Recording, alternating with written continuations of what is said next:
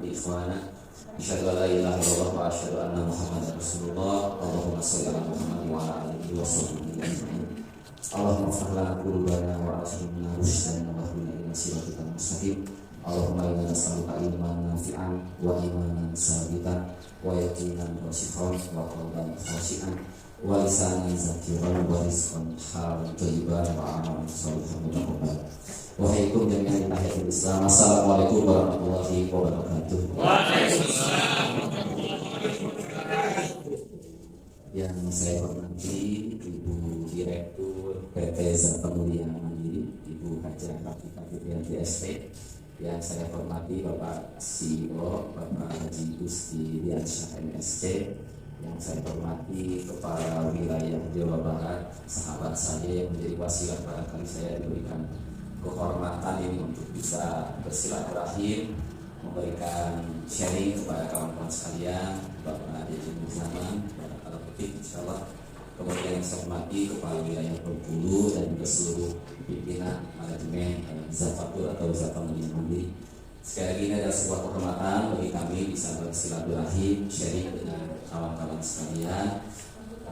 Ini adalah suatu hal yang luar biasa dan tadi saya menarik sekali menyimak pemaparan dari Ibu Haji Direktur Utama Ibu Rafiqah, bahwa saya menangkap di PT Zakat Mulia ini setidaknya sepertinya sudah memenuhi apa yang menjadi dasar pendirian sebuah organisasi atau sebuah perusahaan yang sering digaungkan oleh ustadz-ustadz kita, bahwa ketika kita akan mendirikan sebuah perusahaan atau sebuah organisasi setidaknya harus memiliki 3 misi. Yang pertama ada nasul fikroh, senantiasa menyebarkan nilai-nilai kebaikan. Kemudian yang kedua adalah tamniyatul kafa'ah, jadi ada senantiasa tanggung jawab dari organisasi tersebut, dari perusahaan tersebut untuk tamniyatul kafa'ah, untuk meningkatkan kemampuan, meningkatkan skill dari staf-stafnya, dari seluruh pasukannya. Kemudian yang terakhir baru kasbul maisyah, bagaimana perusahaan itu bisa menciptakan kesejahteraan bagi anggotanya. Saya menangkap dari yang Ibu Haji tadi sampaikan, luar biasa seperti itu adanya. Mudah-mudahan sekali lagi PT Zakat Mulia Mandiri diberikan keistiqomahan dalam mengusung visi-misinya dan diberikan keberkahan oleh Allah Subhanahu wa taala sehingga mencapai tujuan-tujuan yang diharapkan. Amin. Bapak Ibu sekalian, saya mohon maaf barangkali jika napas saya agak terengah-engah, agak berat. Sejujurnya kepikiran sehat itu. Jadi saya mohon maaf kalau tidak se-energik biasanya, karena sejujurnya mungkin dalam masa pengobatan, dan tetapi saya merasa Ustaz Jajang kemarin meminta, sehingga alhamdulillah barangkali kepada Allah bisa memberikan yang terbaik untuk kawan-kawan. Hanya saya mohon izin tadi menyampaikan diri. Saya sedang gampang umum dan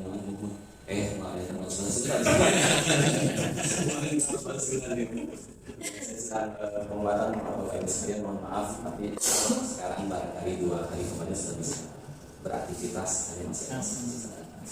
Saya juga tertarik Bapak Ibu sekalian, teman-teman sekalian, saya kurang paham apakah Rakernas ini memang diagendakan menurut waktu tertentu.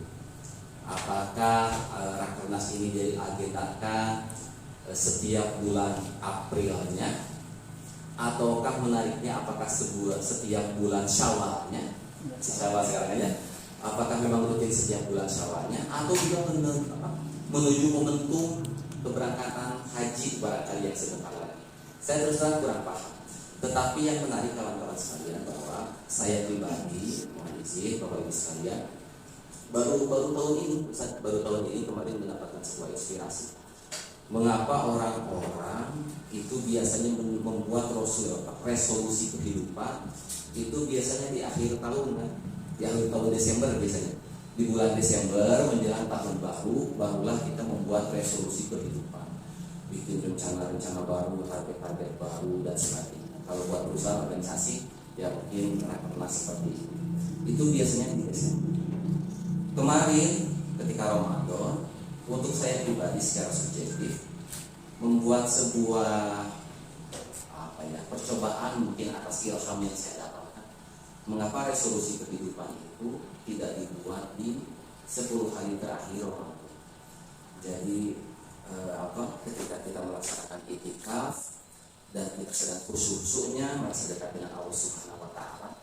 Dan di waktu Ramadan itu adalah waktu ijabahnya doa-doa kita. Mengapa tidak ketika kita membuat perencanaan hidup atau resolusi kehidupan atau apapun itu yang diharapkan, kenapa tidak dibiasakan di 10 hari terakhir Ramadan? Secara pribadi kemarin saya menitipkan berbagai resolusi target-target secara pribadi itu di hari-hari 10 hari terakhir Ramadan. Saya tulis di Google Keep, sampai sekarang masih disimpan. Kita berdoa mudah-mudahan Allah Subhanahu wa Ta'ala mengabulkan resolusi tersebut. Ini sebuah ajakan saja bahwa barangkali ke depan siapa tahu Rakernas dari Zakat Mulia Mandiri ini saya juga salut kalau memang dipilihkan bulan Syawal ini tepat, karena kita kemarin baru tarbiyah selama Ramadan, sehingga Syawal ini kita punya energi baru, semangat baru untuk 1 tahun ke depan bagaimana menyambut kemajuan usaha kita. Ini pemilihan waktu yang bagus juga Syawal. Tapi kalau boleh, kalau saat ini kepikiran hal yang sama, apakah mungkin di 10 hari terakhir Ramadan, apakah juga mungkin sambil nanti mudah-mudahan umroh bersama seluruh Itikaf di Masjidil Haram dan Masjid Nabawi, dan kita Rakernas di sana dulu, Masya Allah, itu lebih luar biasa lagi insya Allah. Kawan-kawan sekalian, hari ini saya diberikan amanah untuk membangun semangat ya bisnis Jalan Langit meraih keberkahan. Oh iya.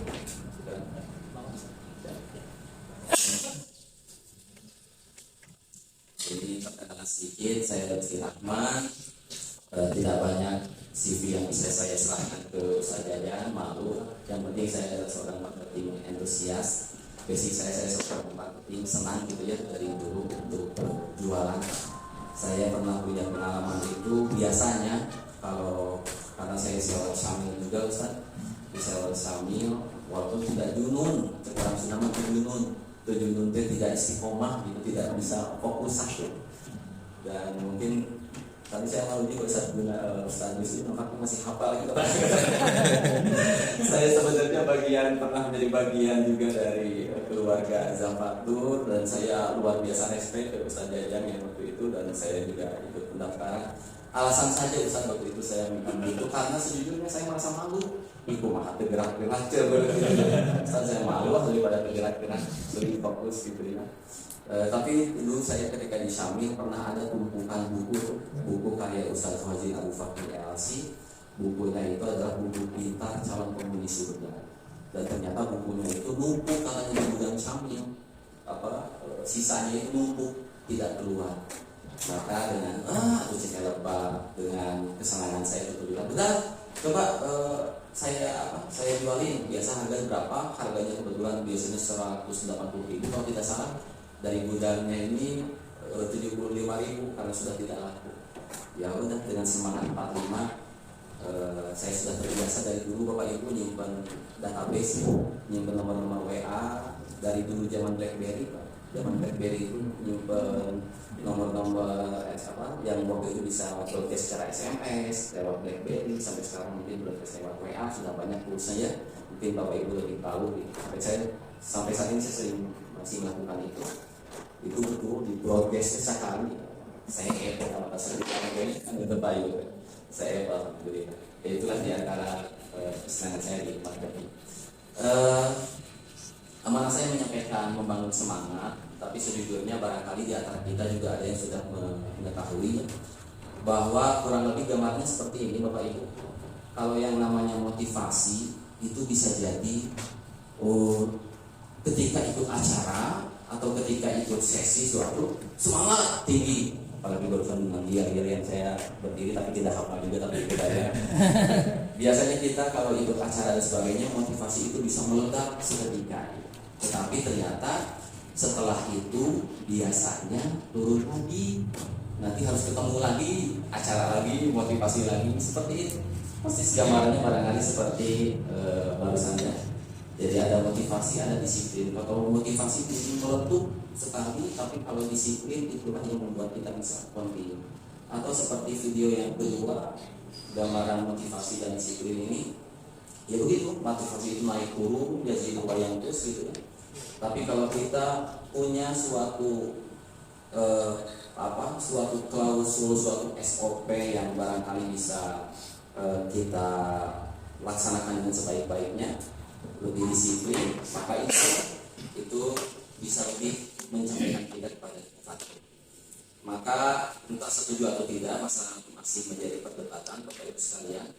Saya sering mengkaji gitu ya di beberapa hal, bahwa sekarang sebenarnya kita, kalau dulu kita senantiasa Gusti ditargetkan untuk diarahkan untuk selalu mencapai target berbasis pada goal, tetapi setidaknya ada 4 alasan yang membuat saya sekarang tertarik untuk betul jangan lagi berorientasi pada goal, pada target, tetapi pada sistem, pada pola. Karena dalam Islam juga imamah itu kan adalah pola, Bapak Ibu. Yang namanya kepemimpinan itu adalah pola. Jadi ada pola-pola, ada karakter-karakter tertentu yang harus kita ikuti dibanding hanya bertujuan pada goal. Karena berbagai alasannya Bapak Ibu rahimahullah, tapi nanti itu di lain sesi lah panjang ya. Tetapi intinya adalah kalau kita berbasis kepada goal, kita tahu orang itu yang nyemplung barengan ke kolam renang, ya, orang yang nyemplung barengan ke kolam renang, atlet renang, itu semuanya punya goal yang sama tidak kira-kira? Punya goal yang sama. Goalnya apa? Ingin menjadi juara, ingin menjadi yang tercepat. Tetapi yang jadi tercepatnya berapa orang dari semua itu? Hanya satu. Semua orang punya goal yang sama, semua orang punya target yang sama, tapi umumnya kenyataannya bahwa yang bisa meraih target itu hanya 1 atau 2 orang saja.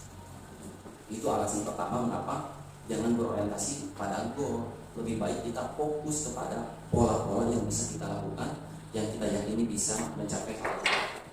Alasan lainnya, karena kalau kita berorientasi pada goal, biasanya kita hanya akan bahagia kalau goal itu tercapai. Sehingga ketika kita melakukan proses berusaha itu, kadang-kala kita diwarnai dengan mungkin stres, mungkin tidak nyaman, dan juga apalagi targetnya tidak tercapai, ya udah lengkap sudah penderitaannya. Tapi kalau kita berorientasi pada sistem, pada pola, maka itu lebih menjamin kita untuk bisa lebih bisa mencapai target yang kita harapkan justru dengan hal yang membahagiakan kita. Dan yang lainnya adalah kalau target itu kan berbatas waktu, hanya segitu, tetapi kalau sistem itu yang akan menjamin kita untuk terus berjalan, terus berusaha. Kurang lebih seperti itu, sehingga insya Allah mudah-mudahan hari ini saya tidak hanya sekedar memberikan motivasi yang sementara untuk kawan-kawan sekalian, tetapi juga mengajak mudah-mudahan bisa memberikan sebuah insight, barangkali ada kultur yang bisa coba untuk lebih ditanamkan lagi di organisasi PT Zakat ini. Pertanyaan mendasar yang harus kita jawab adalah big why-nya. Ini yang harus kita jawab. Apa yang membuat kawan-kawan sekalian mau untuk bergabung di PT Zakat Mulia Mandiri ini atau di Zakatul ini? Karena kawan-kawan sekalian, kalau big why-nya ini ketemu, inilah yang memperlihatkan kepada kita banyak fenomena orang-orang yang melakukan suatu ikhtiar, bahkan mohon maaf seperti di luar batas kemanusiaan mungkin. Tetapi karena memang orang itu punya alasan yang sangat kuat. Kita mungkin kemarin menyaksikan ada di IG ya, yang entah sudah mulai viral atau tidak, seorang supir angkot yang sudah bapak-bapak sudah sepuh, tapi supir angkot itu sambil nyupir, sambil berdinas supir angkot, tapi dia sambil menggunakan tabung oksigen. Jadi kondisi fisiknya sudah harus selalu menggunakan selang oksigen, tapi dia masih mau nyupir supir angkot itu. Nah, dia punya big one pasti. Dia punya alasan yang kuat. Kalau berkenan, saya ingin ada di acara perwakilan Bapak Ibu sekalian. Coba deh, saya ingin dengar, saya ingin tanya, kira-kira apa yang membuat kawan-kawan tuh semangat, mau, ingin maju bersama, berkah bersama, sejahtera bersama PT Zakat Mulia Mandiri. Boleh angkat tangan, silakan yang mau berbagi. Apa saja? Masing-masing Anda, pribadi Anda. Coba saya pengen tahu. Gak apa-apa didengar Pak Budirut sama apa sih? bebas saja, bebas. Ada yang mau mengungkapkan pendapat, menyampaikan mewakili teman-temannya, boleh silakan. Ini lasut nih, kalau kata orang Sunda lasut. Lalu pertanyaan ini saja tidak bisa Anda jawab, Ini mengherankan, terus kenapa Anda ada di sini? Silakan, Ustaz. Ustaz Saleh. Langsung Yang megang nih. yang kita menjawab sini tulisannya atas kertas. Habis ini bisa milih yang lain. Ya, yang pertama Ustaz, karena memang ini sebenarnya dapat ilmu saya dari beberapa kurs dulu sebelum setelah ditempel statistik dari 2017, bahwa potensinya besar untuk membangun umat kemarin, dan kita membesarkan sesuatu ini yang akan bangga itu bukan hanya Ustaz Rafi, karena dilihatin oleh beberapa mentor saya dulu, ada Pak Bani dan Coach Sudiku, namun juga yang akan bangga juga teman-teman kita, khususnya Palembang, ada sebuah travel besar yang itu luar biasa, dan subhanallah sampai sekarang pun berbagi kita terus kontribusi kita untuk umat itu terus dibangun. Jadi saya rasakan sampai sekarang. Jadi itu yang membuat kita bertahan di sini, di Japan, menjadi salah satu big why-nya. Mengapa mesti salah satu ini mesti dipertahankan sistemnya dan lainnya, dan khususnya kultur untuk bagaimana Zakat ini hadir untuk melayani umat dan untuk memberikan keberkahan kepada umat juga. Luar biasa. Assalamualaikum.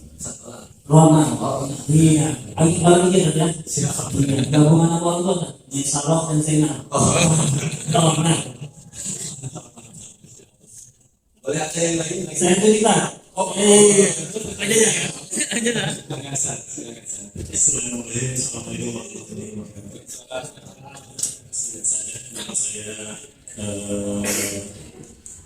bergabung dengan Zapatur PT Zapatur ini. Yang pertama, visi dari Zapatur ini sangat jelas. Yang artinya tidak hanya membangun dari segi bisnis atau marketing secara top dunia saja, tapi justru yang lebih diutamakan adalah dakwah, mengajak pada orang untuk selalu taat, pada orang untuk selalu ibadah kepada Allah Subhanahu Wa Taala, terutama dalam bidang umroh. Nah, kami sendiri sebagai karyawan merasa selalu diingatkan, selalu diajak untuk taat pada Allah Subhanahu Wa Taala. Itu. Alhamdulillah, insyaallah. Boleh usul tadi Pak Ronald, yang lainnya barangkali boleh kalau sambil rakernas ini nyoret-nyoret sendiri. Semakin banyak alasan kita, semakin kokoh insyaallah. Ustaz-ustaz kita sering mengajari kalau mau beramal sesuatu itu perbanyaklah amal, niat amalnya. Berniat amal apa saja, niat amal baik. Ketika kita kumpul di sini, mungkin niatnya ada yang rakernas kok, niatnya ada yang pengen merasain berendam di air panas saja. Nggak apa-apa, sebanyak-banyaknya. Silaturahmi dapat, udara sejuk dapat, berendam di air panas iya, mungkin suasana baru iya, nggak apa-apa, sebanyak-banyaknya. Semakin banyak alasan yang kita tulis ketika melakukan suatu amal, insya Allah itu semakin bersemangat untuk kita lakukan. Terima kasih atas perwakilannya, saya petik saja ya, luar biasa. Setidaknya dari para pimpinan ini, manajemen, saya tangkap luar biasa ya kondisi-kondisi di Zapatur ini yang membuat kawan-kawan punya tikwa yang sangat mulia. Memang ini perlu untuk diingatkan karena situasinya seperti ini kawan-kawan sekalian. Jadi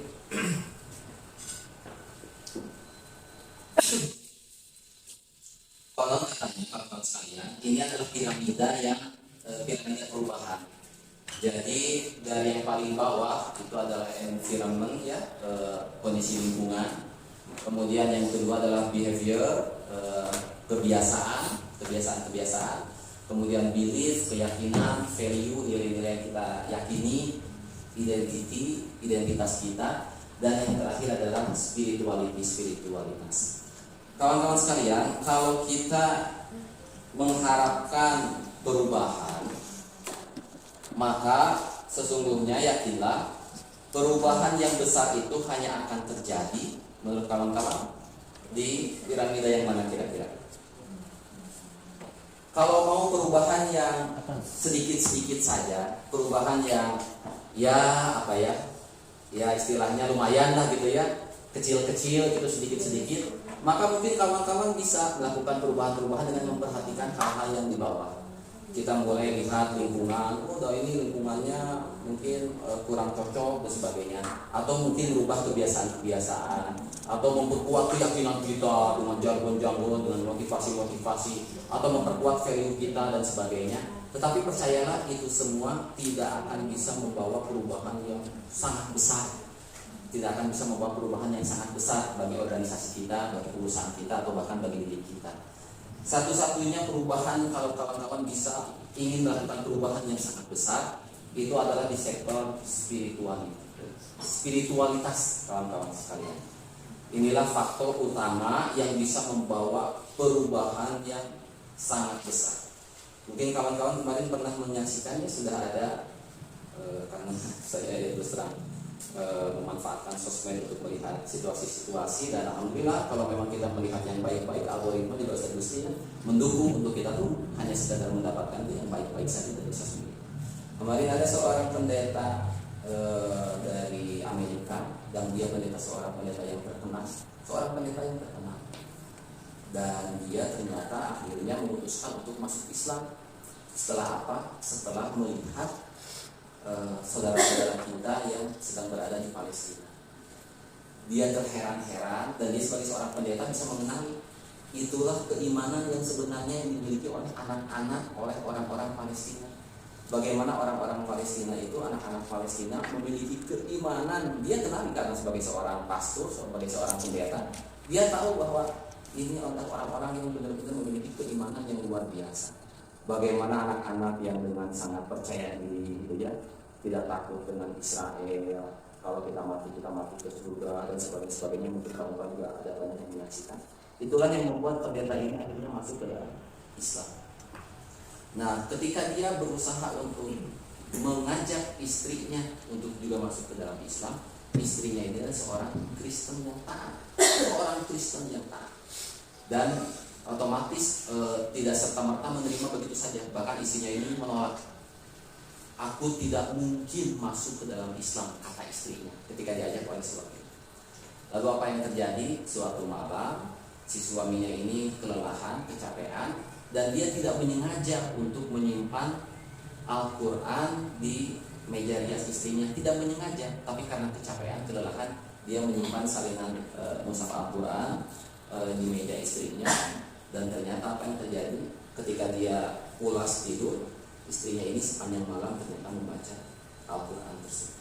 Besok bangunnya Pak, istrinya sendiri yang langsung memutuskan bahwa kalau aku sudah membaca, kita demikian memang aku harus masuk Islam, kita harus istiqomah memperjuangkan Islam.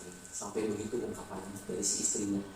Ini perubahan yang luar biasa. Dan kawan-kawan sekalian, mungkin juga kita sudah memahami bahwa yang membuat kita bisa berbuat sesuatu itu adalah keimanan kita. Nah, bagi kita spiritualitas itu disederhanakan dengan tingkat keimanan kita. Kita sering menyaksikan kawan-kawan sekalian, ini contoh yang mendekati lagi ya, di Kota Bandung juga diceritakan Ustaz Hanan Ataki, bagaimana seorang orang tua yang ketika sudah orang tua, tetapi dia istiqomah melaksanakan sholat 5 waktu di masjid, dan kondisinya mirip dengan supir angkot tadi, sama, harus sambil tenteng oksigen, dan harus naik tangga nanti oksigen karena kebetulan masih bisa gitu ya. Dan dia melaksanakan rutin sholat 5 waktu itu tidak cukup dibanding dengan, mohon maaf, kenapa pemuda-pemuda yang masih gagah, masih kuat fisik dan sebagainya tidak juga sanggup untuk sholat 5 waktu di masjid. Itu betul-betul menggariskan kepada kita bahwa keimananlah yang membedakan seseorang itu mampu melakukan hal-hal yang luar biasa dengan orang-orang yang tidak memiliki keimanan yang akhirnya malas untuk melakukan apa-apa. Seperti itu kawan-kawan sekalian. Maka sekali lagi, ketika keimanan kita terus tumbuh, terus bertambah puncak keimanan kita, maka insya Allah kita juga bisa melakukan hal-hal yang bahkan luar biasa. Bahkan saya tertarik Pak Mario Teguh sekalipun, orang yang mungkin dulu kita anggap beliau itu orang seperti orang muslim ya waktu awal-awal masuk. Padahal ternyata beliau orang yang sangat religius, tahajudnya juga rajin, dan beliau menyampaikan bahwa jika engkau ingin melakukan suatu hal yang hebat, maka lakukanlah hal yang semacam di luar batas kemanusiaan kita. Karena apa? Karena nanti sisanya Allah yang menyelesaikan. Gitu. Jadi jangan pernah membatasi kemampuan diri kita untuk melakukan kebaikan, melakukan ikhtiar, melakukan usaha itu. Kita membatasnya segini saja gitu ya, dan kita mampunya segini gitu. Jangan, kita lakukan aja sekuat mungkin. Bahkan kalaupun sampai kita mengenal Ustaz Said Hawa yang berlari mencontohkan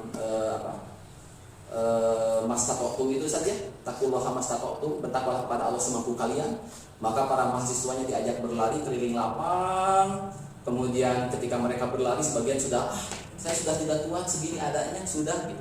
Tapi Ustaz Said Hawa ini masih terus saja berlari sampai dia pingsan, sampai dia terjatuh, sampai dia pingsan. Oleh siswa-siswanya ditanya, Ustaz, kenapa sampai sedemikian rupa? Kata beliau, inilah batas mastatotu saya. Bertakwa kepada Allah sesuai kemampuannya, ini batas kemampuan saya. Nah, kawan-kawan sekalian, demikian juga dengan kita dalam berorganisasi, dalam perusahaan. Kita harus bekerja dengan terus semangat dan jangan sampai membatasi diri terhadap kebaikan-kebaikan yang bisa kita lakukan.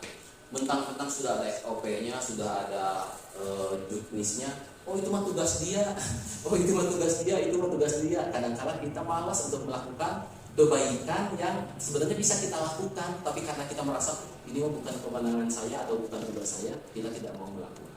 Padahal Rasulullah SAW sudah mencontohkan kepada kita dalam sebuah peperangan kaum muslimin mengumpulkan keimanan, beliau juga mengumpulkan keimanan. Nah, kawan-kawan sekalian, mudah-mudahan dari sini juga sudah final bagi kita tentang perdebatan antara jalur langit dan jalur darat, jalur langit dan jalur darat. Maksudnya apa, kawan-kawan sekalian? Kita kadang-kala masih suka untuk membanding-bandingkan mana yang harus kita ambil, jalur langit atau jalur darat gitu ya. Saya yakin maksud dari bisnis jalan langit ini, bahkan sudah tentunya ya kepemimpinan jalan langit, bahwasanya kawan-kawan juga saya yakini tidak meninggalkan ikhtiar-ikhtiar jalur darat, tentu saja tidak. Tetapi tujuan akhir kita adalah tujuan akhirat kita gitu. Sehingga apa-apa yang menjadi tugas kita di dunia ini kita lakukan semaksimal mungkin, itu pun bagian dari ikhtiar kita.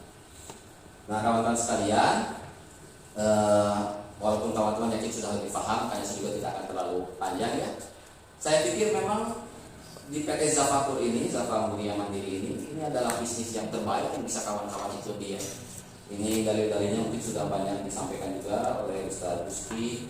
Suatu umroh kepada umroh yang lain adalah kafarah, menghapuskan dosa di antara keduanya, dan haji yang mabrur diterima itu tidak ada balasan baginya selain surga. Hadis riwayat Bukhari. Kemudian hadis lainnya, sholat di masjidku, Masjid Nabawi, lebih utama daripada 1000 sholat di masjid lainnya selain Masjidil Haram. Sholat di Masjidil Haram lebih utama daripada 100.000 sholat di masjid lainnya. Masya Allah. Dan kawan-kawan beruntung berada di bisnis ini gitu ya. Dari Abu Hurairah, Rasulullah bersabda, orang yang mengerjakan haji dan umroh merupakan tamu Allah, maka jika mereka bermohon kepadanya, pastilah dikabulkannya, dan jika mereka memohon ampunan, pasti diampuninya. Ikutkanlah umroh kepada haji, karena keduanya menghilangkan kemiskinan dan dosa-dosa sebagaimana pembakaran menghilangkan karat pada besi, emas, dan perak. Sementara tidak ada pahala bagi haji yang mabrur kecuali surga. Hadis riwayat Tirmidzi.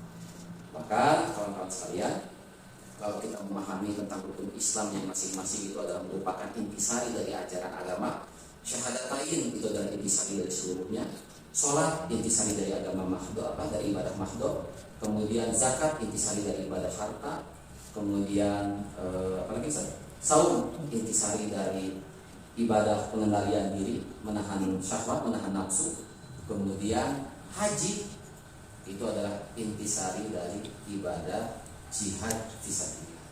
Bahkan ada hadisnya, sebaik-baik jihad adalah haji yang mabrur. Nah, karena demikian haji itu kan selain mengeluarkan harta yang banyak, tetapi juga menuntut fisik juga luar biasa keras. Barang siapa menunjuki kepada kebaikan, maka dia akan mendapatkan pahala seperti pahala orang yang mengerjakan. Nah, ini kan yang kawan-kawan lakukan. Hendaklah kita tanamkan sedemikian rupa. bahwa ketika kita berhasil mengajak orang untuk pergi haji dan umroh, kita berdoa kepada Allah, ya Allah, mudah-mudahan selama mereka melaksanakan ibadah haji dan umroh yang luar biasa pahalanya, mudah-mudahan pahalanya juga mengalir kepada kita. Betul demikian? Harus sampai tertanam sedemikian rupa. Inilah yang diyakini kawan-kawan sekalian oleh para sahabat. Kenapa para sahabat Nabi kalau mungkin menyimak hadis yang ibadah 100.000 satu rakaat 100.000 rakaat itu nilainya. Kenapa para sahabat tidak memilih untuk berdiam saja di Masjidil Haram atau di Masjid Nabawi? Kenapa mereka tidak berdiam saja di sana untuk menikmati pahala yang sedemikian besarnya? Tetapi mengapa para sahabat itu malah berpencar ke seluruh dunia, berdakwah sampai siapa tuh sahabat yang dikubur di Cina itu? Ada sahabat yang dikubur di Cina, ada sahabat yang dikubur di di Mesir, di mana-mana gitu ya. Mengapa mereka berpencar? Karena mereka sudah punya keyakinan, kawan-kawan. Yang mereka amalkan hadis yang ini. Barang siapa yang menunjuki kepada kebaikan, maka dia akan mendapatkan pahala seperti pahala orang yang mengerjakannya. Jadi biarlah mereka berpencar ke seluruh dunia, mereka berdakwah, mereka mengajak.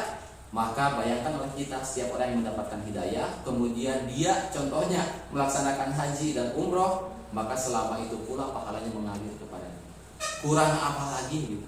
Untuk kita betul-betul menyenangi, untuk kita mensyukuri bergabung di bisnis ini, luar biasa. Dan jangan tanggung kawan-kawan sekalian, kalau sudah demikian, kita juga mungkin bisa mencontoh Abu Bakar As-Siddiq. Jika ditimbang keimanan Abu Bakar dengan keimanan seluruh umat, maka akan lebih berat keimanan Abu Bakar. Hadis riwayat Al-Baihaqi. Jadi intinya mungkin kawan-kawan juga sudah tahu ya perihal hadisnya. Jadi ini seluruh umat di satu timbangan, Abu Bakar di timbangan ini, kemudian masih berat timbangan Abu Bakar di antara keimanan seluruh umat itu. Jika dipindahkan Umar ke sini, maka juga masih berat timbangan Umar, dan seterusnya dan seterusnya. Itu menandakan kawan-kawan sekalian, memang kehidupan kita di dunia ini adalah untuk fastabiqul khairat, untuk menjadi orang-orang yang memiliki keimanan yang terbaik, memiliki amal-amal yang terbaik. Bahkan saya menganjurkan kepada kawan-kawan sekalian, dari sekarang mudah-mudahan mulai tumbuh ke sifat kita, karakter kita untuk menjadi seorang rohilah. Jadilah rohilah. An-nasu ka'iblimina. Manusia itu seperti unta 100. La ta'adu tajidu fiha rohilah. Nyaris di antara 100 unta itu tidak kita dapati satu pun rohilah.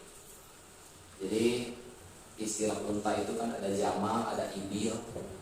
Konon kawan-kawan sekalian, kalau unta ibil ini unta yang murah harganya, kurang lebih 30 sampai 50 juta. Ini unta ibil. Tapi kalau unta rohilah ini harganya mahal, Ustaz. Unta rohilah ini bisa minimalnya 300 juta, 700 juta, bahkan ada yang 1 miliar lebih. Apa memang bedanya unta ibil dengan unta rohilah? Kalau unta ibil itu adalah unta pada umumnya, unta kebanyakan, unta pedaging lah gitu ya. Unta pedaging yang dia dikembangbiakan sampai dia besar, kemudian dia diambil manfaatnya ketika dia akan diambil dagingnya, disembelih, dijual dagingnya, dijual kulitnya, dan seterusnya. Itu adalah unta ibil, dan harganya murah, 30 sampai 50 juta saja kawan. Dibanding dengan unta rohilah. Mengapa unta rohilah ini berbeda? Ini adalah unta yang istimewa. Karena bayangkan oleh kawan-kawan sekalian, kalau unta ibil kira-kira tadi kerjaannya apa aja, Ustaz? Kalau unta pedaging itu kerjaannya apa aja kira-kira?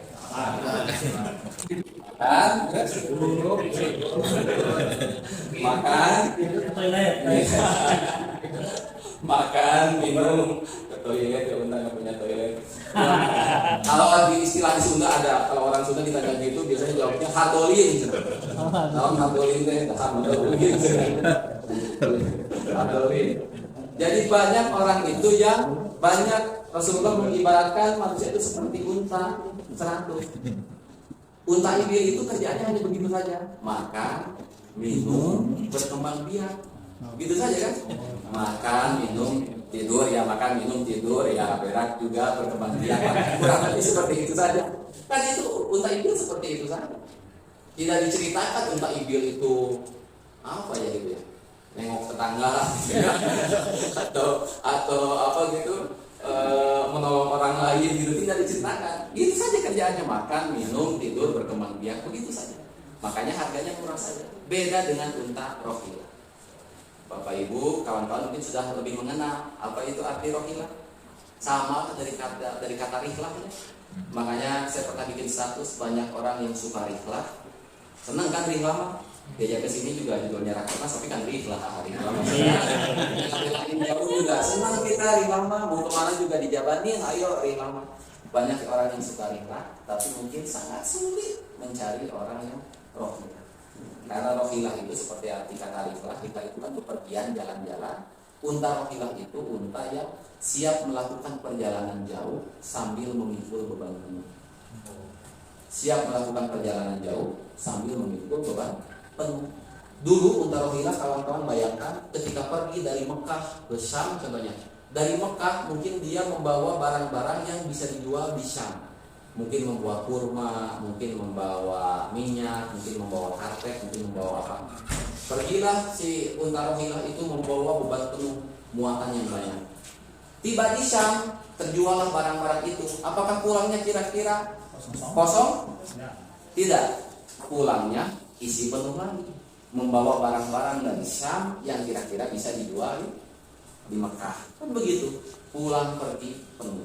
Dan memang dengan pekerjaan yang demikian, unta rohilah juga demikian, kawan-kawan bayangkan. Mungkin makan minumnya sama saja dengan unta ibil juga sama. Tetapi dia memiliki keistimewaan mampu melakukan perjalanan jauh sambil memikul beban. Nah, kita tanya ke Ustaz Gusti, pasti bakalan sangat bahagia kalau karyawannya ini seperti rohilah. Makan minumnya mungkin sama aja, biasa saja. Gajinya mungkin masih UMR, tapi kerjaannya luar biasa. Pasti akan disayangi dan pasti akan punya nilai yang sangat mahal. Dan jangan takut kawan-kawan, jangan mendiskon diri bahwa saya di sini merasa tidak dihargai, merasa kemampuan saya lebih, tapi di sini tidak. Kawan-kawan, kalau benar kawan-kawan punya kualitas yang sebagus itu, jangan khawatir. Mohon maaf ini mah perumpamaan. Kalaupun ternyata kawan-kawan tidak cukup puas di Zapatur, kalau memang berkualitas pasti dicuri sama yang lain. Kalau berkualitas. Tapi kalau di Zapaturnya saja sudah kelihatan itu Pak ya, malas gitu kan ya, hardolin gitu ya dan sebagainya, orang lain juga nggak bakalan mau orang lain. Maka katanya life is not about others. Hidup itu bukan tentang orang lain. Life is about you. Hidup itu tentang kita sendiri. Kita mau menjadi apa? Saya mengajak, ayo kawan-kawan bagaimana jadi rohilah. Betul-betul punya. Jadi kalau unta rohilah juga makan minumnya sama aja dengan yang lain, tapi kerjanya luar biasa.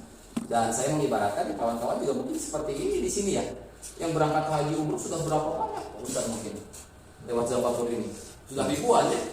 Dikelola aja kan oleh sekian orang saja. Maka dan saya membayangkan memang bukan pekerjaan yang enak, yang mudah ya, Ustaz Jajang ya. Mungkin sama capeknya untuk melayani jemaah itu seperti apa gitu. Nah kawan-kawan sekalian, ini ada beberapa hal yang barangkali mudah-mudahan semakin meluruskan kita.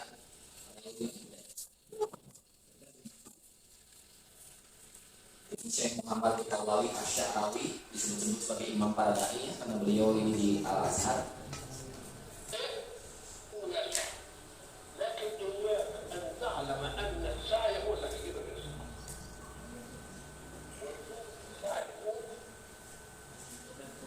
Jadi beliau mengingatkan kepada kita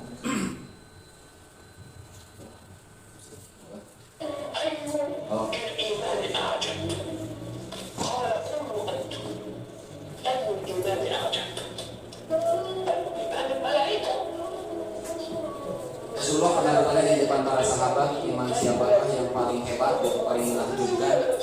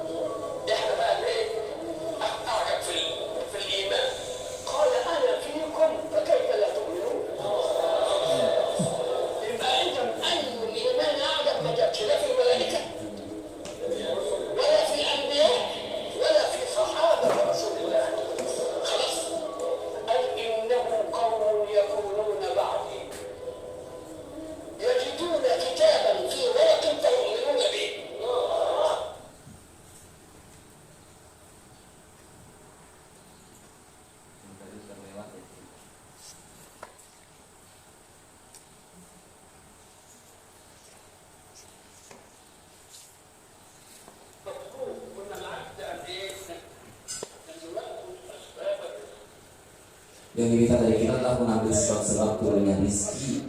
Namun hal tersebut jangan sampai menyibukkan hati. Kalau kita sudah punya menetapkan langkah-langkahnya seperti apa, faiza azabta fatawakal Allah, perkuat tawakal kita kepada Allah. Nah, kawan-kawan mungkin sudah mendapatkannya cerita tentang Imam Malik dan Imam Syafi'i yang suka menjadi gambaran tentang bagaimana rezeki sampai kepada kita. Mungkin sudah senyum-senyum, sudah hafal tadi ya. Sudah bisa ceritain. Saya senang dengan cerita itu karena akhirnya dua imam itu malah ketawa gitu kan. Bagaimana Imam Syafi'i dengan gembira membawa anggur. Tuh Ustaz, kata saya juga kalau kita tidak keluar membantu orang, mana mungkin kita dapat rezeki. Ini saya membantu tadi panen anggur, sekarang saya bisa membawa anggur ini, menikmati anggur ini. Imam Maliknya malah senyum. Alhamdulillah, saya tadi sibuk ngajar saja di sini dan sambil panas-panas begini kebayang, enak kalau sekarang kita bisa makan anggur katanya. Ente bawa anggur ke sini. Jadi laksanakan apa yang menjadi tugasmu, selebihnya Allah nanti yang ngatur, tawakal kepada Allah. Sampai ketawa dua-duanya dulu, masya Allah. Nah kawan-kawan sekalian, ini berikutnya juga ada video yang menggambarkan kepada kita bagaimana orang, saya juga nggak ngerti big way beliau apa gitu ya, tetapi kita malu gitu kalau melihat video ini gitu. Kan ini. Pemuda ini kejar diskuri sehingga 3 lereng demi tawaran bunga yang dia jual.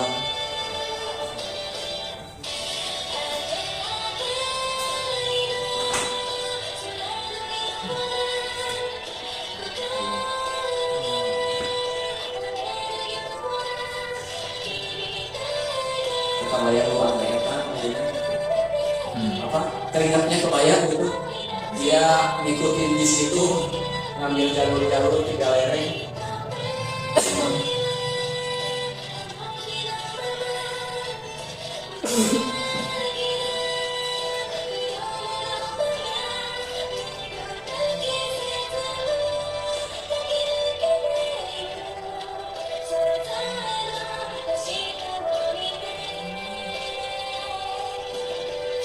Dan konsumen lagi hari kegigihan tim Zapatul Sidat itu pada pasti karunya lagi sudah datang. Luar biasa gitu. Betul-betul bayangkan bis yang sama diikutin sama dia sampai 3 lereng gitu. Akhirnya alhamdulillah laku juga, kegembiraannya terpanjang. Masya Allah. Ini cerita tentang Imam Malik dan muridnya.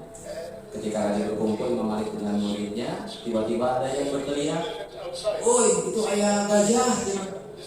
Dan waktu itu kan jarang orang Madinah bisa mengali gajah gitu, jarang ada gajah gitu, jarang lihat.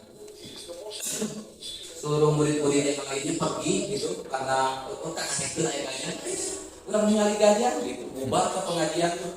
Mereka ingin melihat gajah, kecuali satu murid dia diam aja gitu. Kemudian ditanya, kenapa kamu tidak ikut sama teman-temanmu lihat gajah? Itu mumpung ayah gajah, jangan kok ayah gajah dia. Tapi kata dia, saya datang ke Madinah ini untuk berburu, untuk berilmu pada Imam Malik, lainnya mengenali gajah, bukan untuk melihat gajah. Nah ini kekuatan dari fokus kawan-kawan sekalian. Jadi artinya jangan sampai kawan-kawan jasadnya, fisiknya sedang berada di Zapatul, tapi pikirannya barangkali sedang ada di mana gitu ya, yang tidak tahu. Ustaz Gusti juga tidak bisa menebak, Bu Rafika juga tidak bisa tahu gitu. Tetapi ini yang akan membedakan kawan-kawan. Kalau kita fokus gitu, insya Allah. Nah kawan-kawan sekalian, saya menginjak kepada hal-hal yang tadi ya, mudah-mudahan bisa sedikit lah menjadi pengantar buat Rakernas kawan-kawan, karena saya yakin kepemimpinan Ustaz Gusti dan Ibu Rafika ini saya saksikan luar biasa, tetapi ini sekedar sharing saja, mudah-mudahan menambah ya, mudah-mudahan menambah insight insyaallah. Ini ada 2 lukisan, kalau ini ada infra merahnya nggak? Ada. Yang mana?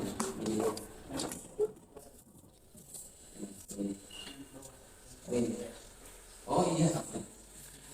Ini ada 2 lukisan kawan-kawan sekalian. Kalau kawan-kawan disuruh milih, kawan-kawan mending milih lukisan yang mana kira-kira? Kalau mau beli, kawan-kawan mending beli lukisan yang mana? Yang ini atau yang ini? Yang kanan atau yang kiri? Yang kanan yang ini ya? Yang ini ya? Lebih indah yang ini ya? Benar ya? Yang ini. Ini lukisan apa nggak jelas.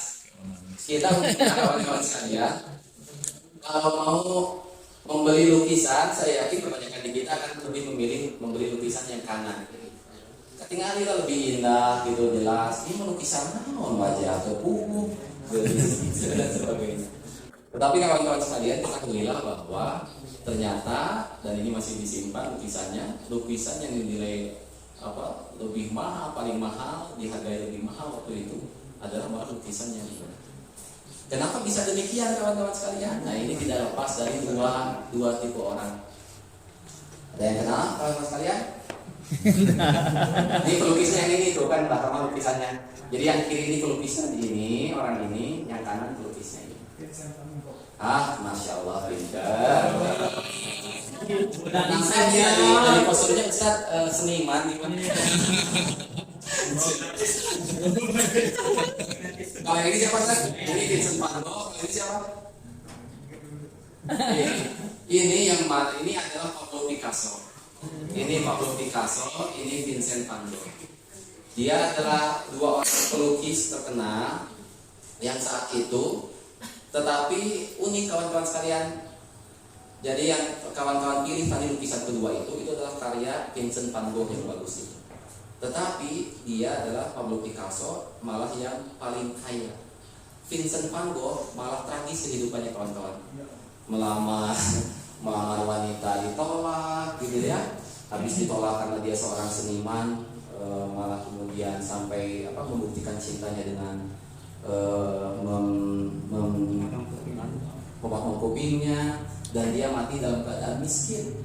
Dan karya-karyanya baru diketahui setelah dia meninggal, barulah karya-karyanya dihargai mahal.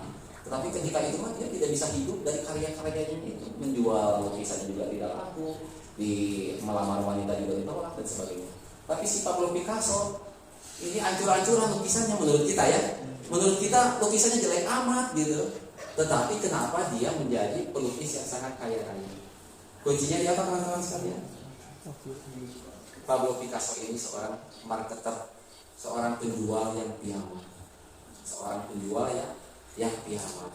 Dia tuh tekniknya kalau dia mau menjual lukisannya, dia mengadakan semacam galeri, kemudian dia mengundang tokoh-tokoh, semua tokoh-tokoh yang paling terkenal di kota itu.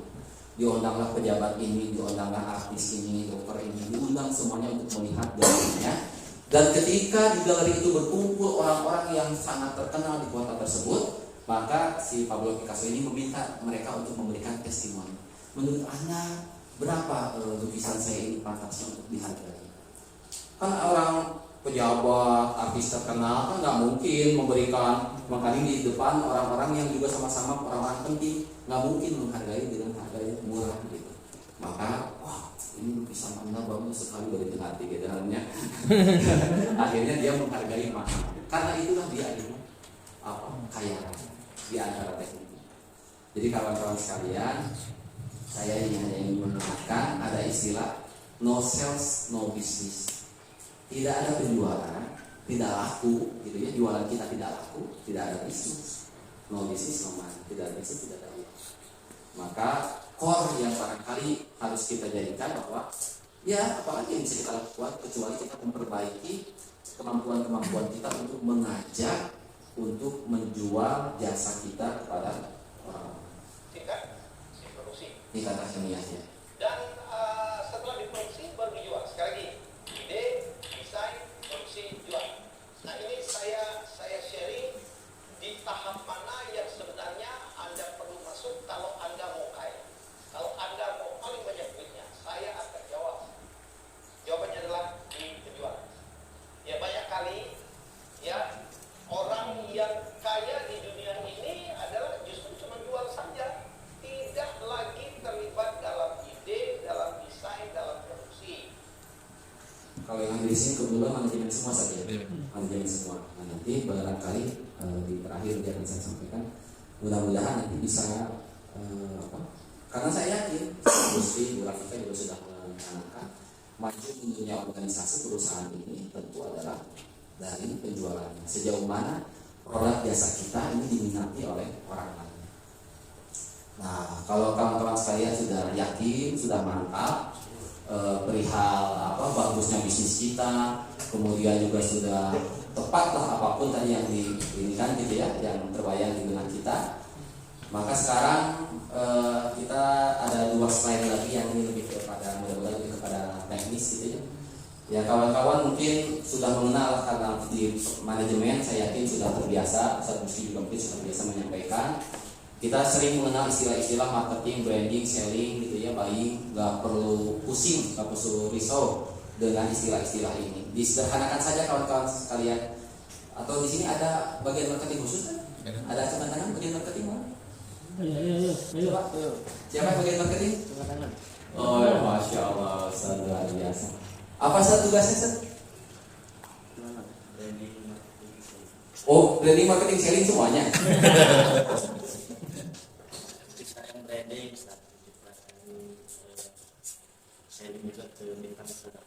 Oh gitu. Kalau minta ada berapa sih berapa tuh sekarang? 300-an. 300. 300 ya, barakallah. Dan minta itu ujung tombak barangkali ya, ujung tombak. Nah kawan-kawan sekalian, saya terima kasih sudah menjawab tadi. Sederhananya begini saja barangkali. Marketing itu untuk dikenal. Jadi kalau marketing itu untuk dikenal. Kalau branding itu untuk diingat. Untuk diingat itu branding. Nah, selling itu saja untuk dibeli.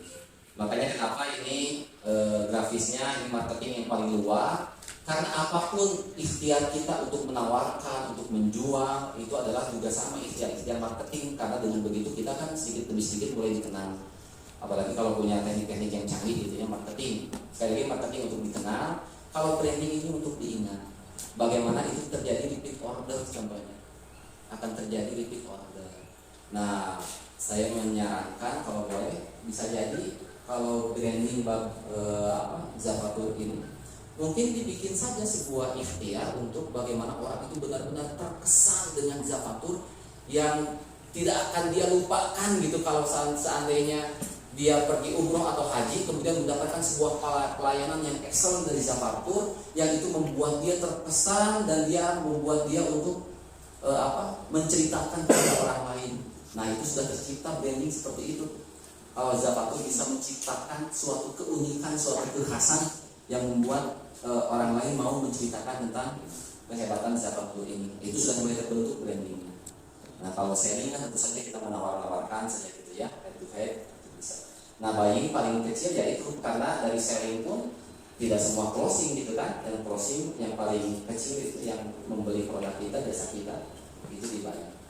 Nah setidaknya kawan-kawan sekalian, sekarang barangkali kita menginjak saya terakhir 4 fundamental bisnis. Sebenarnya ini 4 fundamental dari teknik sales magic. Mungkin pernah dibahas di grup ini. Kalau sudah dibahas, alhamdulillah. Saya tinggal mengulas sedikit saja. Jadi bagaimana agar kita bisa meningkatkan penjualan kita. Tetapi menurut saya ini juga adalah fundamental bisnis. Karena sekali lagi fundamental bisnis itu adalah penjualan. Maka ketika kita berbicara sales magic, maka fundamental penjualan itu adalah merupakan juga fundamental bisnis. Yang pertama yang harus kita lakukan adalah building trust. Building trust, membangun kepercayaan. Sebuah perusahaan itu akan dibeli produknya, jasanya, kalau memang dia bisa dipercaya. Building trust. Ini sesuai dengan yang dicontohkan oleh Nabi kita Rasulullah Muhammad SAW. Bagaimana beliau sebelum diangkat menjadi Rasul pun umur 25 tahun sudah mendapat gelar Al-Amin, orang yang dipercaya. Jadi kalau orang sudah dipercaya mau jualan apapun gampang, gitu kawan-kawan sekalian. Nah ini harus kita sedemikian rupa. Mudah-mudahan saya yakin tentu apa-apa yang akan dibahas di Rakernas juga akan berhubungan dengan ini. Building trust, membangun kepercayaan. Membangun kepercayaan ini berapa lama? Masih ada? Masih ada, aman-aman. Aman-aman siap. Building trust ini kawan-kawan sekalian setidaknya ada 3 cara. Yang pertama adalah reputasi dan referensi. Jadi kita bisa mendapatkan kepercayaan building trust itu. Yang pertama adalah reputasi dan referensi. Kedua adalah kesamaan dan kemiripan. Ketiga adalah kongruen. Yang pertama untuk building trust ini adalah reputasi dan referensi. Maka jelas, apalagi bisnis jasa, kawan-kawan sekalian, kita harus menjaga reputasi Zakatur ini sebaik mungkin. Upayakan barangkali zero complaint, gitu ya. Itu hal-hal yang mungkin harus kita bangun dari building ini. Reputasi kita harus dipandang baik oleh orang-orang yang telah yang akan dan yang telah menikmati jasa kita. Harus dijaga betul reputasi kita.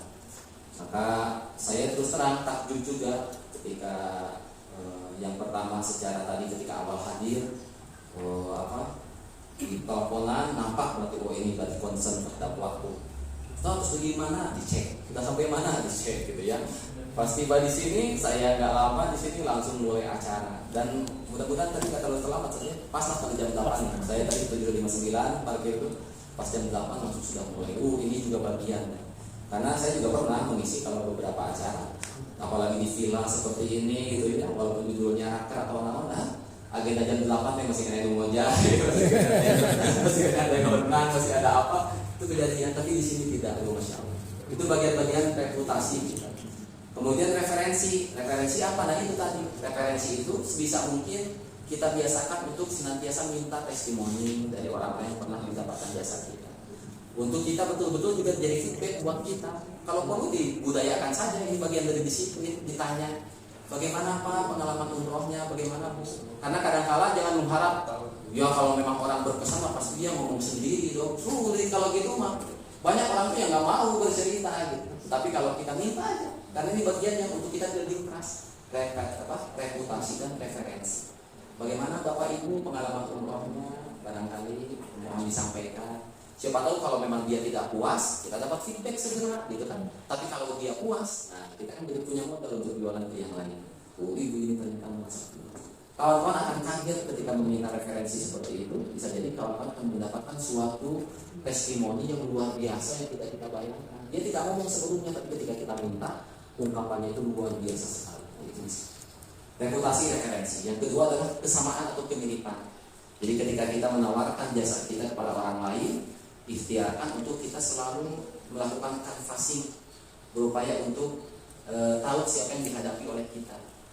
Mungkin ini lebih kepada teman-teman nanti di mitra mungkinnya yang harus, tapi tanggung jawab teman-teman yang barangkali harus membuat panduannya. Bagaimana melakukan canvassing agar orang itu kalau merasa mirip itu lebih mudah untuk menerima kita. Contohnya kawan-kawan sekalian, kalau ada orang yang kelihatannya dia mohon maaf backgroundnya mazhabnya Nahdiyin contohnya gitu, maka mungkin pendekatannya Nahdiyin. Kalau Muhammadiyah pendekatannya Muhammadiyah. Dari sisi pakaian juga kita sesuaikan. Ketika ngobrol kita tanya, Bapak dari mana asalnya? Oh saya tinggal di kota ini baru sekian tahun, asalnya saya dari kampung ini. Oh kebetulan Pak, saya juga punya saudara dulu di kampung itu. Dia akan lebih antusias untuk bercerita kepada kita. Nah itu membangun kesamaan dan kemiripan itu. Bahkan kalau detailnya banyak ya kawan-kawan, ada teknik-tekniknya, tapi bukan mimikri ya. Mimikri itu meniru setiap apa yang dia lakukan. Jadi orangnya ini nanggul gado cikurang sunama berpalang dagu gitu, kita juga ngikutin, bukan gitu, itu mau mimikri gitu. Tetapi kita menyesuaikan. Kalau orangnya duduknya tegak, kita ikut tegak, jeda 10 detik. Kalau orangnya kemudian dia agak bersantai, kita juga ikut 10 detik kemudian santai. Nah, itu ada teknik-teknik membangun kesamaan kemiripan seperti itu. Itu lebih. Yang terakhir adalah kongruen. Apa itu kongruen? Kongruen itu adalah kawan-kawan sekalian meyakinkan apa-apa yang kita lakukan itu meyakinkan konsumen kita. Contohnya begini, kalau kita sedang berorasi, contohnya teriak untuk hari buruh kemarin sebenarnya, kemarin hari buruh, turunkan atau naikkan gaji gitu, hapuskan omnibus law gitu kan nggak mungkin kita berteriak orasi seperti itu. Ayo hapuskan omnibus law gitu kan, ketawa gitu, atau bapak ibu menawarkan tapi sambil cengengesan gitu ya, kan tidak patut gitu. Maka kongruen itu adalah kita menyampaikan dengan karena kita menawarkan suatu produk umroh dan haji contohnya, maka kita harus mengkondisikan sebelum menemui orang tuh banyak istighfar dulu, bismillah dulu, membangun suasana spiritual kita agar bisa dekat dengan apa yang akan kita hadapi. Contohnya seperti itu istilahnya kongruen. Jadi meyakinkan apa yang kita ucapkan, apa yang kita sampaikan. Seperti itu kawan-kawan untuk building trust. Yang berikutnya adalah kita juga harus memperhatikan building need. Building need. Apa itu building need? Building need itu adalah membangun rasa kebutuhan. Kadang-kala orang itu tidak kudu harus disadarkan, harus dipancing bahwa orang itu Anda butuh loh untuk pergi haji dan umroh itu. Karena kawan-kawan sekalian, betapa banyak kita lihat sekarang orang-orang muslim yang secara harta mereka punya ongkos untuk pergi, tapi mereka masih juga belum mau pergi umroh dan haji. Bahkan dulu saya pernah ada yang menyampaikan, ada seorang yang kaya raya di Indonesia, dia bolak-balik pergi umroh tapi belum mau untuk haji. Sampai ditanya oleh guru saya, "Pak, kenapa masih belum mau haji?" katanya. "Ayo umroh sudah bolak-balik." Apa jawaban dia, Bapak Ibu sekalian? "Haji ada yang sepi enggak ya?" Jadi mungkin beliau orang introvert, beliau akan menjawab, "Kalau haji ada yang sepi tidak ya?" Kalau umroh kan nggak terlalu padat lah gitu ya, dia enak, nyaman mungkin ibadah. Dia berharap bisa haji itu sepi gitu, orangnya nggak terlalu banyak. Bisa diakali nggak ya? Mungkin. Nah kawan-kawan sekalian, artinya banyak orang itu yang belum, potensinya masih banyak tetapi belum tersadarkan. Bagaimana cara kita memancing rasa membutuhkan orang building need? Itu adalah dengan setidaknya dua cara kawan-kawan sekalian, yakni memanfaatkan fitrah atau karakter manusia. Manusia itu pada prinsipnya mau membeli sesuatu itu pada prinsipnya hanya karena alasan dua, mencari kenikmatan, menjauhi kesengsaraan. Itu saja. Mencari kenikmatan, menjauhi kesengsaraan. Manusia itu prinsipnya apapun membeli sesuatu itu saja motifnya. Mencari kenikmatan dan menjauhi kesengsaraan. Itu saja prinsipnya kawan-kawan sekalian. Maka kita harus mencoba untuk betul-betul menghadirkan dalam promosi-promosi kita bagaimana agar Zafatur ini bisa memberikan bayangan kepada calon haji dan umrohnya bahwa kalau dengan Zafatur ini kenikmatannya seperti ini, mungkin mereka akan terhindar dari kekhawatiran. Harus diketahui apa sih yang dikhawatirkan dari sebuah agensi travel itu. Mungkin khawatir ini, khawatir itu harus diatasi. Fear and greedy, rasa takut dan serakah gitu ya. Kalau manusia itu pada prinsipnya seperti itu saja. Maka sekali lagi kita harus bisa memancing menumbuhkan rasa kenikmatan ketika melaksanakan haji dan umroh, dan juga meniadakan rasa takut dari mereka. Mereka takut apa sih?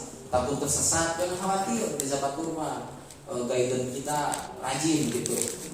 Tersesat saja mungkin bakal kapanggih, bakal bisa ditemukan gitu, bisa seperti itu. Nah itu untuk building need kawan-kawan sekalian. Kemudian yang berikutnya, yang ketiga adalah give solution, memberikan solusi. Nah untuk memberikan solusi ini kawan-kawan sekalian, setidaknya kita harus menaikkan kelas dari seluruh manajemen dan mitra-mitra Zafatur kita. Jadi orang itu tingkatannya itu ada yang sekedar sales, penjual, kemudian ada yang konsultan, kemudian yang terakhir adalah master. Ini kalau dalam produk apapun ya, dalam produk atau jasa apapun, itu tingkatannya ada seorang sales, penjual, kemudian ada seorang konsultan, yang paling tinggi adalah seorang master.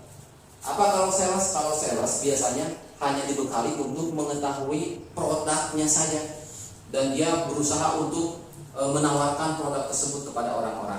Nah itu ciri khas sales seperti itu. Kalau konsultan biasanya dia tidak hanya memahami produknya saja, dia produk knowledge-nya sangat mendalami kalau konsultan itu, tetapi juga dia bisa mengetahui, memahami produk-produk kompetitornya, produk-produk orang lain juga dia bisa tahu. Nah itu dia sudah menjadi seorang konsultan.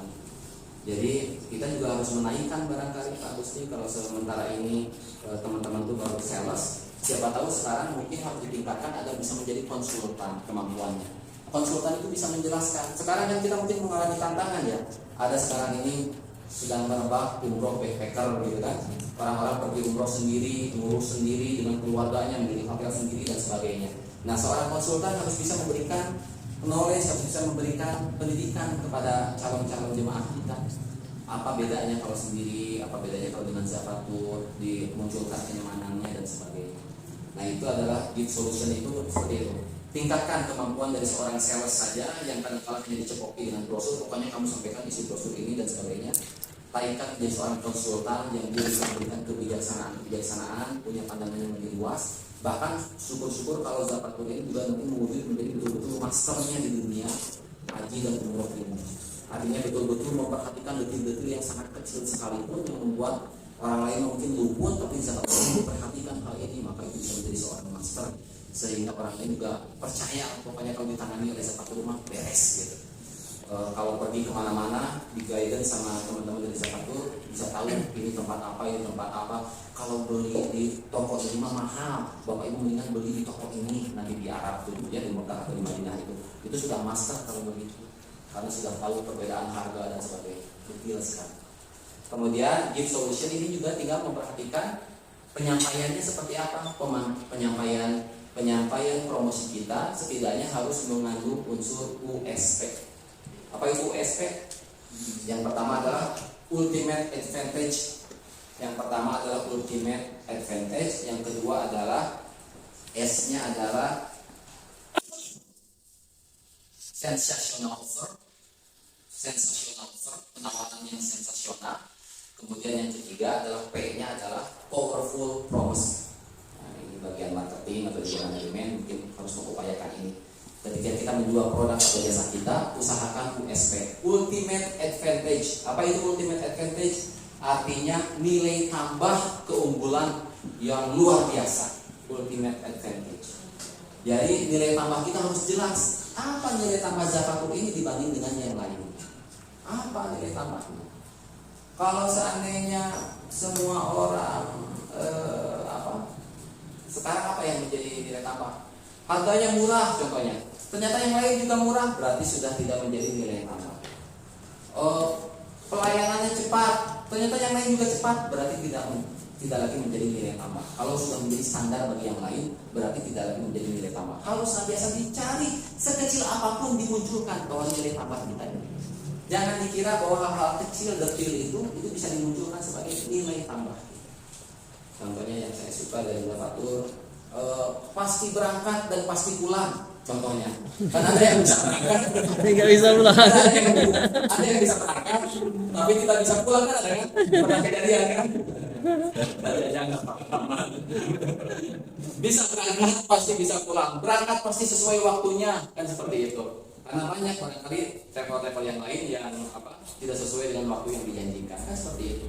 Nah ultimate advantage ini harus terus-menerus digali. Apa saja kelebihan-kelebihan kita digali sedetil apapun. Pelayanannya ramah-ramah, betul bisa ditonjolkan. Ketika kawan-kawan melihat kelemahan dari travel yang lain mah nanti pelayanannya gitunya bawa raut hasil kesuna maksudnya. Cemberut gitu ya.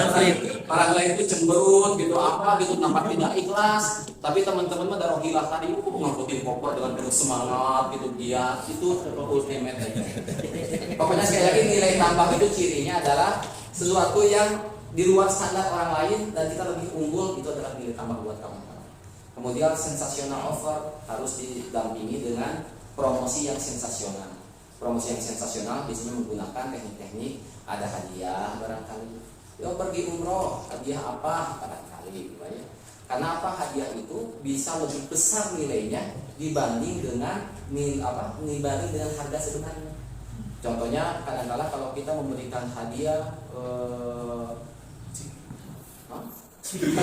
Smart TV contohnya sekarang, Google TV. Kan orang lain taunya Google TV itu mahal, mewah gitu, barang mewah Google TV berapa gitu.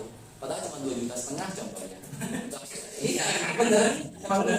Itu bedanya kalau kita memberikan hadiah itu kesan mewahnya itu lebih kena gitu dibanding dengan diskon. Sebenarnya kalau diskon itu mengurangi harga gitu, sekarang sudah tidak terlalu ini dan tidak terlalu disarankan.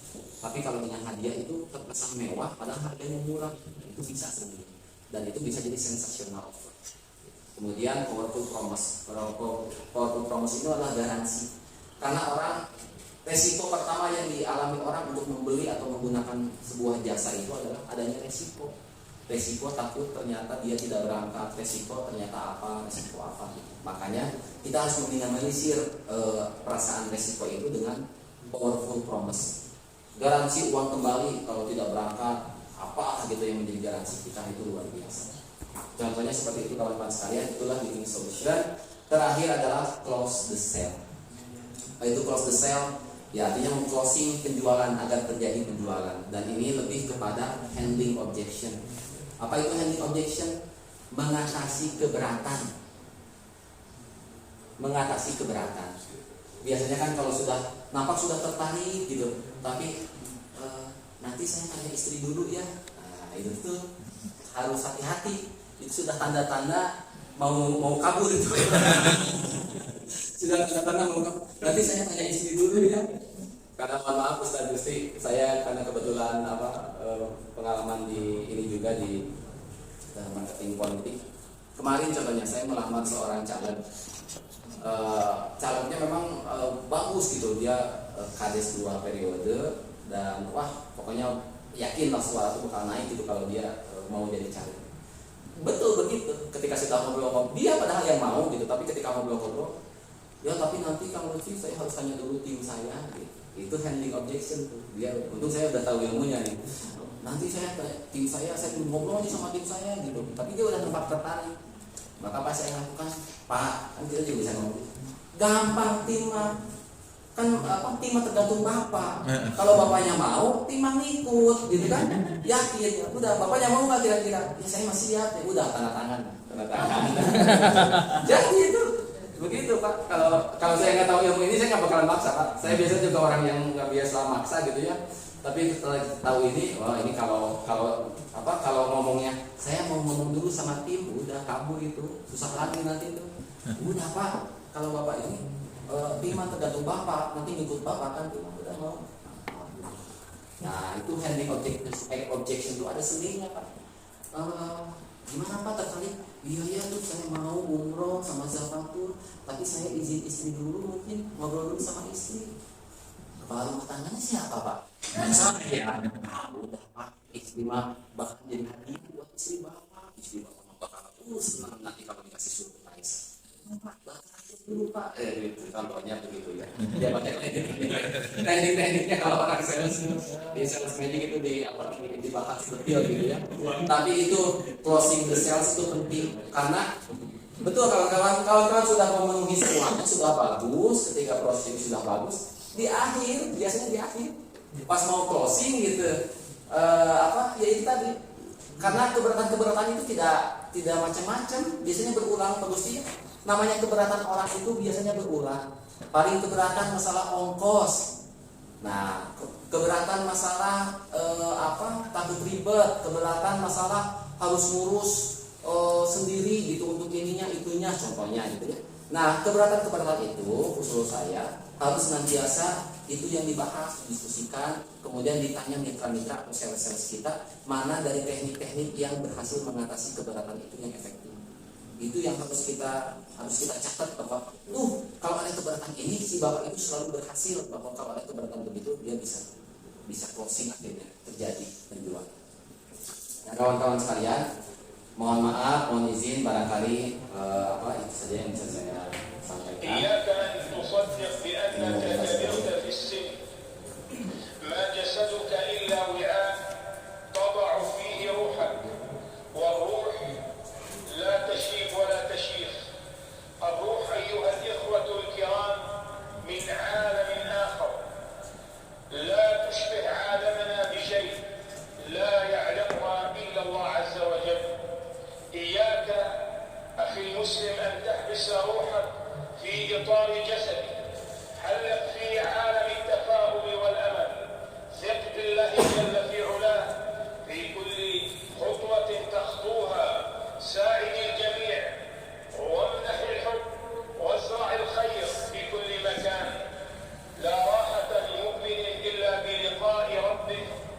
أيها الإخوة الكرام، كثيرا منا يفهم هذه العبارة خطأ. لا يشترط أن يكون اللقاء بعد الموت، فالصلاة لقاء والمناجاة لقاء والذكر لقاء والتذكير لقاء والصدقة لقاء وقراءة القرآن لقاء وبر الوالدين لقاء وصلة الأرحام لقاء والجهاد في سبيل الله لقاء والتودد إلى الناس لقاء والعلم لقاء والأدب مع الناس لقاء وقيام الليل لقاء وزيارة المريض لقاء وتفريج كربات المسلمين لقاء. فهل أدركنا أيها الإخوة المؤمنون كم فرصة للقاء؟ وصدق الله العظيم. فمن كان يرجو لقاء ربه فليعمل عملا صالحا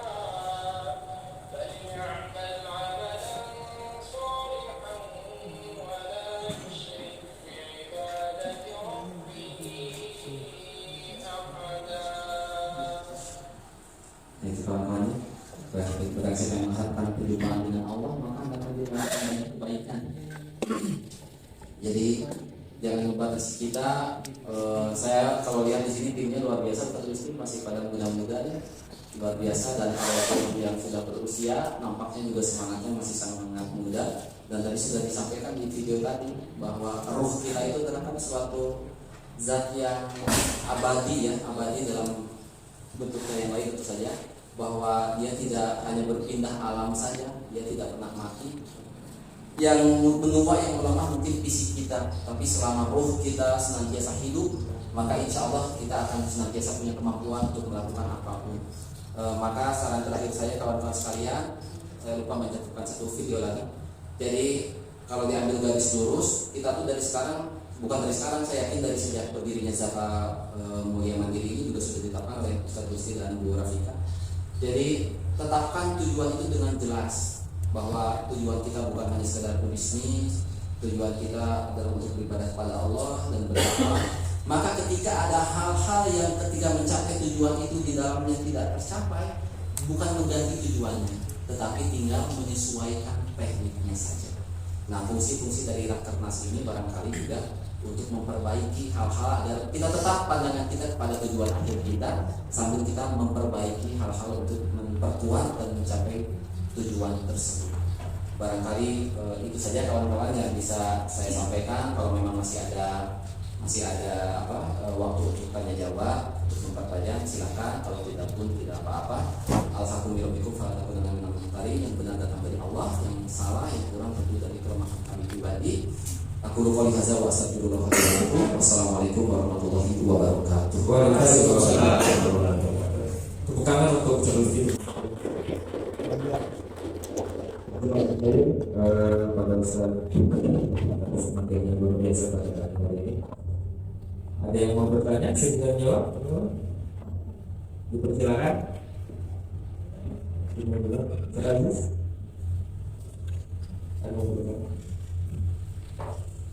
sudah sangat jelas atau tidak ada yang ya deh. Oke. Kalau tidak ada, kita buka dulu. Selanjutnya kita simbolis pemberian sendera mata dari PT Zakat Mulia Mandiri dan Ustaz Gusti yang dalam hal ini akan diberikan oleh Ustaz Gusti Hasan Masjid, dan akan dilanjutkan nantinya kita foto bersama.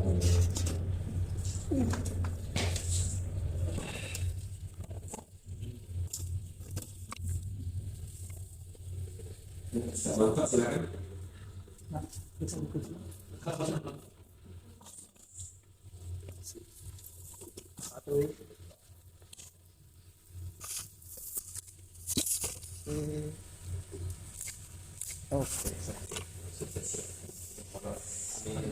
Oke, nanti kita foto bersama ya teman-teman.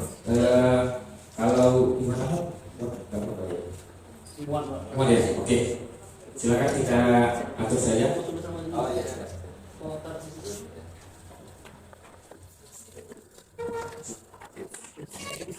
Oke.